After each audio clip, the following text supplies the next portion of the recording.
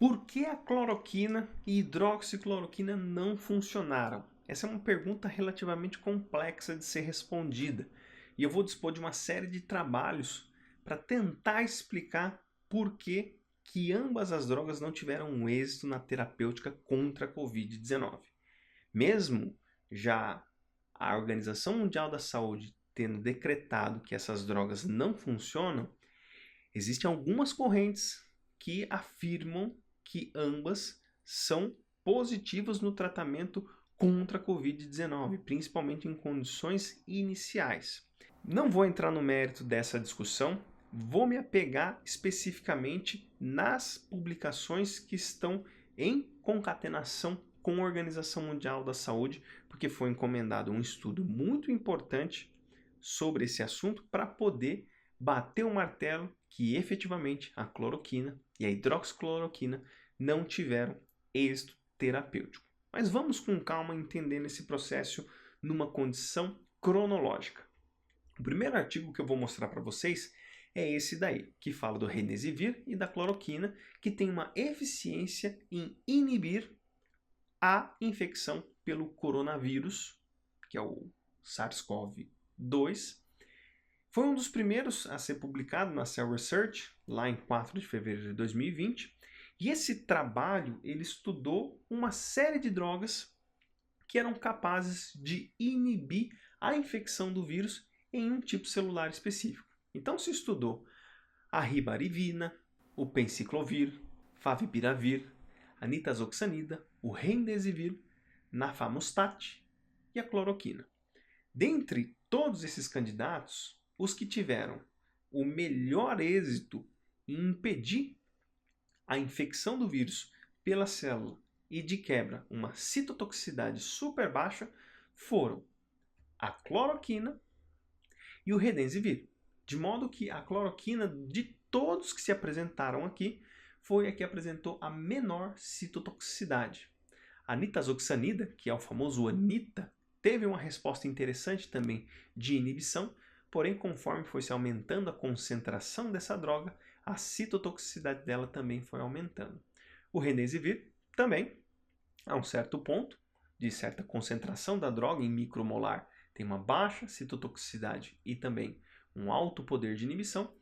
Então, este trabalho selecionou tanto o remdesivir quanto a cloroquina para continuar com os ensaios. E aí, basicamente, a ideia do trabalho era verificar o quanto estas drogas eram capazes de impedir a entrada do vírus nestes modelos celulares que eles estudaram. A proteína que eles usaram como fator de controle para ver o quanto o vírus entrou na célula foi a proteína NP, a nucleoproteína viral.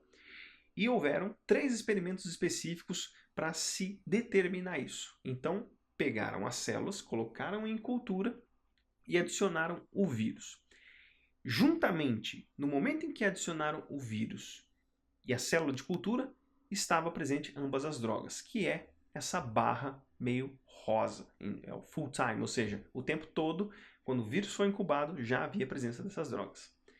A barra verde, chamada de entry, significa que a droga foi inserida no meio de cultura 1 hora após a infecção viral. E o pós-entry, 2 horas após. Olha só que interessante.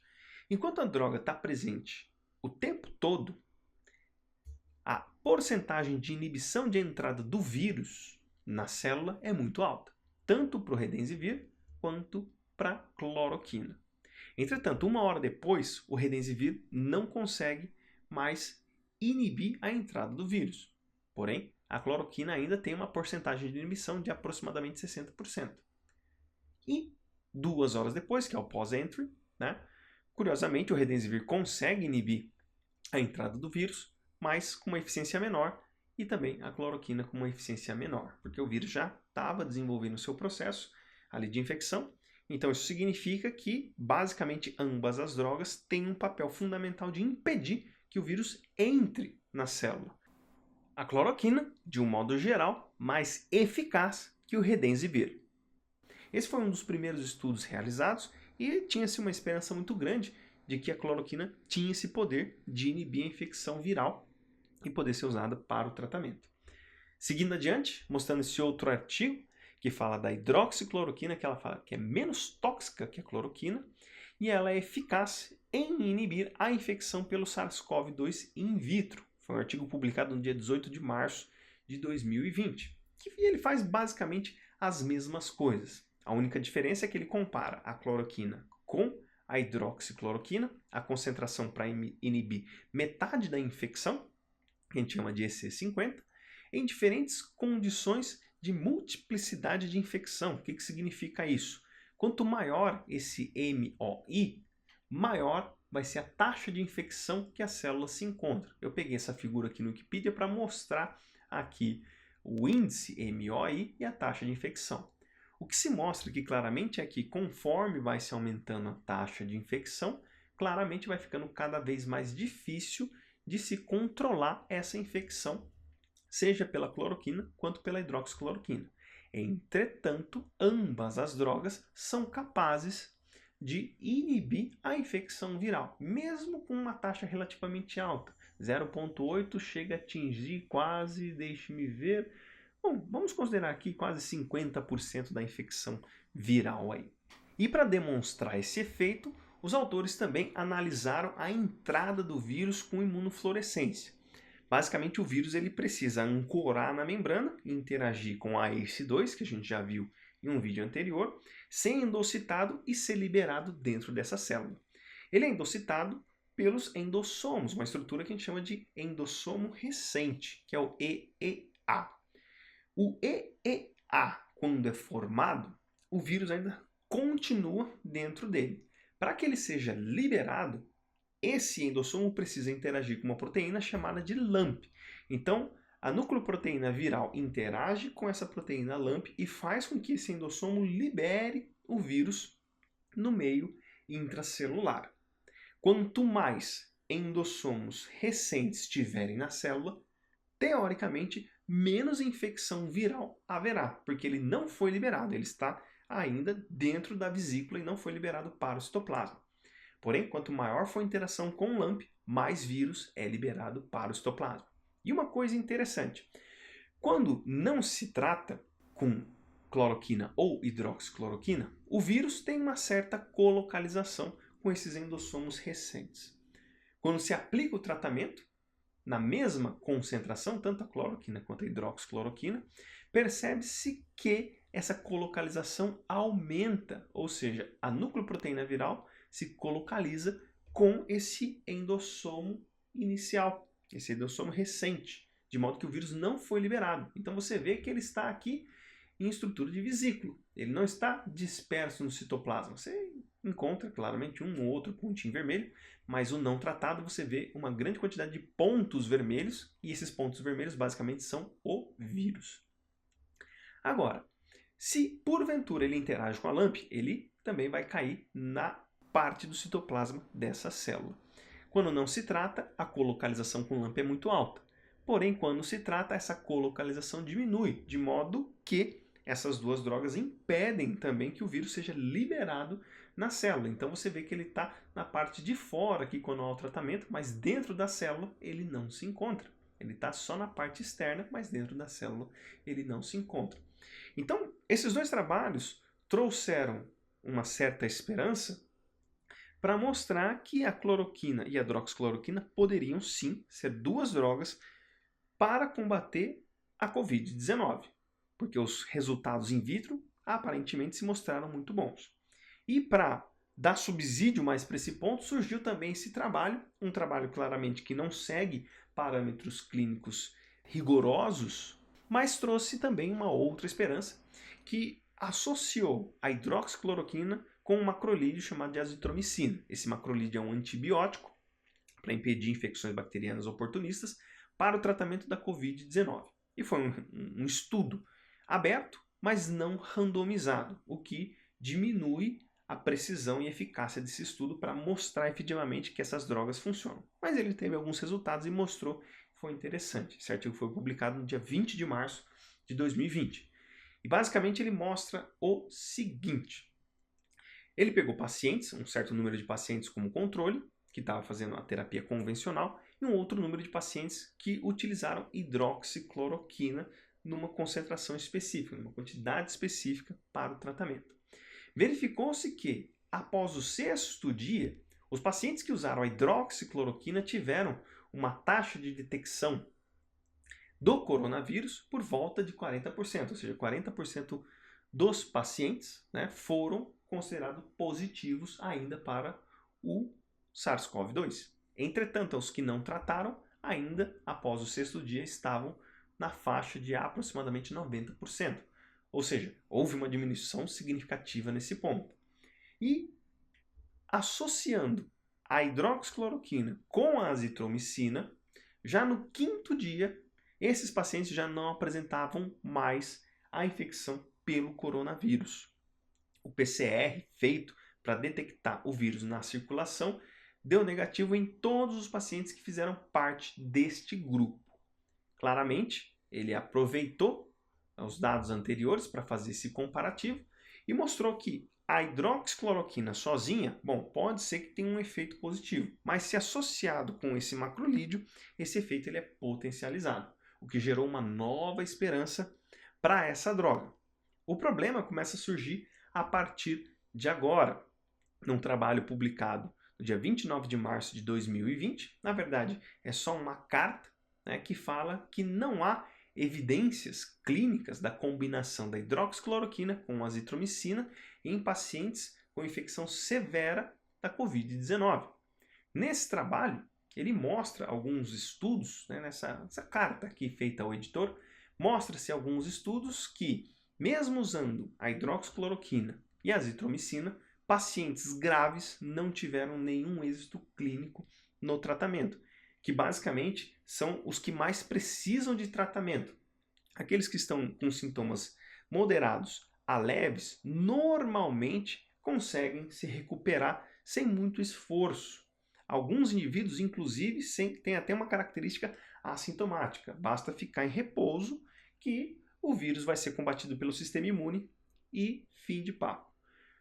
Então, já começou a haver um contraponto a essa circunstância a partir desta carta que foi feita aí nessa revista. Eu não vou me arriscar a falar o nome dela, que está em francês, o meu francês não é muito bom. Seguindo adiante, um estudo que ele não foi revisado por pares, mas foi feito por um grupo de brasileiros, vários hospitais concatenados para estudar esse assunto. Ele foi publicado dia 11 de abril de 2020 e ele mostrou alguns resultados interessantes, né? Que se reuniu randomizadamente 81 pacientes que foram tratados com dosagens de cloroquina, uma dosagem mais alta e uma dosagem mais baixa.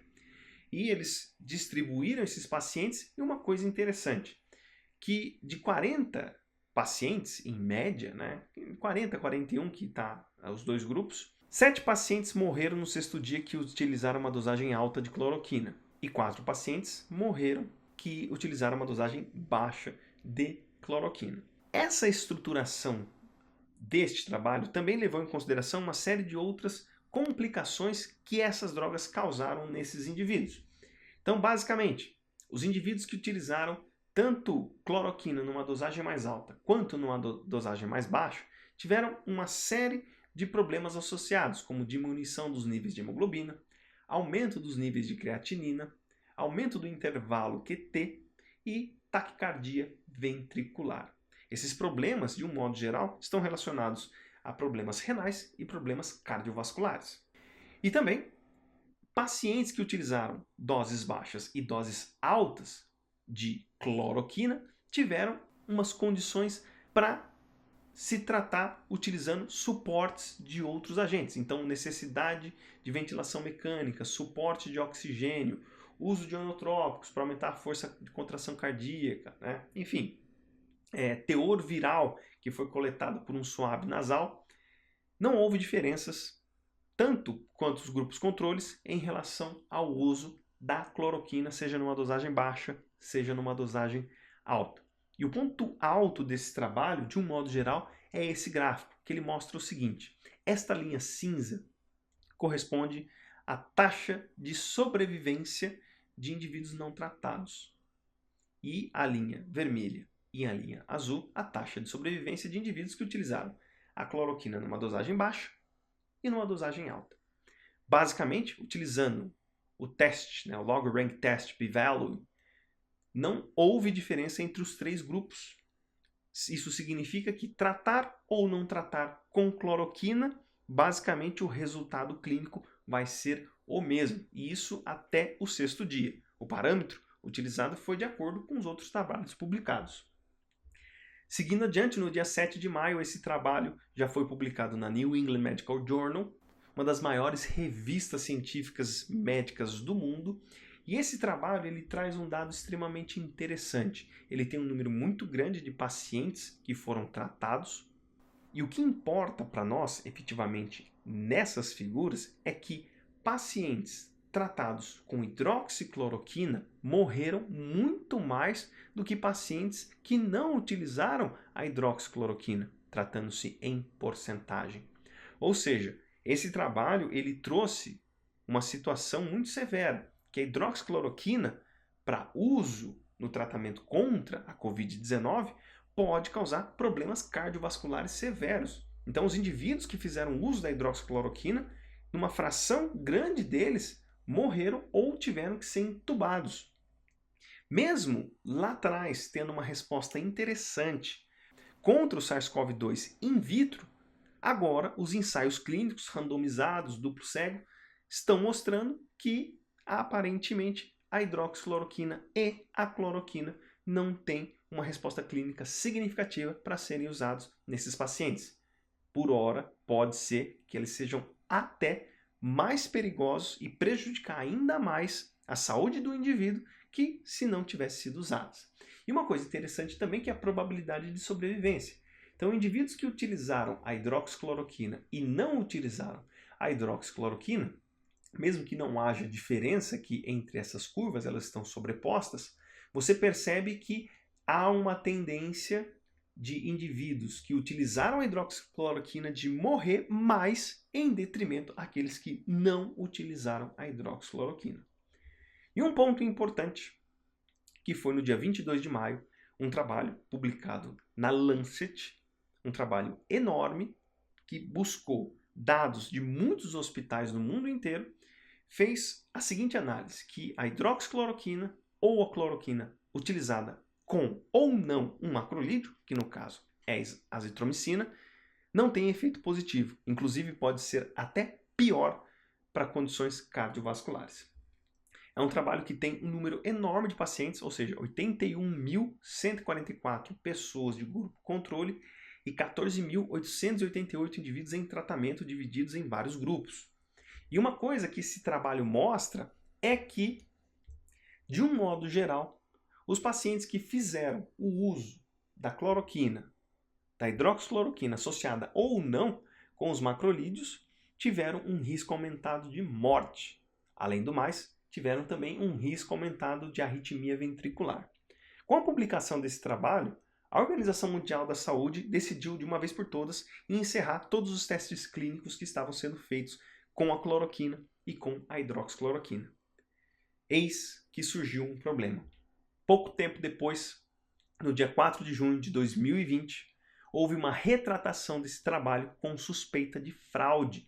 De um modo geral, a alegação da revista é que os pares que revisaram este trabalho não foram capazes de auditar esse estudo, porque os autores não conseguiram fornecer os dados necessários para mostrar a reprodutibilidade daquilo que eles encontraram. Logo surgiu uma desconfiança em relação a isso que foi trabalhado. Essa desconfiança foi se aumentando, surgiu essa probabilidade disso ser uma fraude, então, rapidamente, a Lancet retratou esse artigo, o que causou um grande rebuliço, uma grande confusão no meio científico, a mídia, de um modo geral, noticiando essa retratação, as pessoas tendo opiniões e descréditos em relação à ciência, por conta desse episódio, e aí a Organização Mundial da Saúde, por conta desse evento, decidiu retomar os estudos clínicos. Porém, passado-se um tempo, no dia 11 de junho, um estudo encomendado pela Organização Mundial da Saúde um estudo sério, uma revisão sistemática que buscou praticamente todos os trabalhos que envolveram o uso da cloroquina e da hidroxicloroquina com ou sem o uso de macrolídeos, mostrou que efetivamente ambas as drogas não são capazes de auxiliar no tratamento contra a Covid-19. E aí, eles chegam em 4 conclusões importantes, que eles mostram que os resultados são pequenos ou não há diferença na mortalidade após 7 dias comparado ao tratamento padrão. Ou seja, utilizar ou não a cloroquina ou a hidroxicloroquina não há diferença com o tratamento padrão. Também não há diferença na diminuição da carga viral, ou seja, a queda na carga viral, como consequência, o fato de zerar essa carga viral, tratar ou não tratar com essas duas drogas também não há a menor diferença. E aí, o ponto alto também desse trabalho que mostra que tratar com a cloroquina ou hidroxicloroquina podem aumentar o risco de eventos adversos se comparados ao tratamento padrão. Ou seja, eventos adversos que, de um modo geral, não são tão letais para o indivíduo, mas são eventos adversos que podem estender o seu tempo de internação. Agora, uma coisa também que eles mostraram que não há diferença usar ou não a cloroquina ou a hidroxicloroquina em relação a eventos adversos severos que levam o indivíduo a óbito. E esse trabalho que está publicado na Cochrane, que é a revista científica mais bem conceituada no mundo de revisões sistemáticas e meta-análises, encomendada pela Organização Mundial da Saúde, mostrou claramente que não adianta utilizar essas drogas para se tratar a Covid-19. Então, elas definitivamente agora, da data de hoje até adiante, não se toca mais nesse assunto, não se trata mais sobre isso, porque isso já virou passado na literatura científica e não se mais utiliza essas drogas para essa finalidade.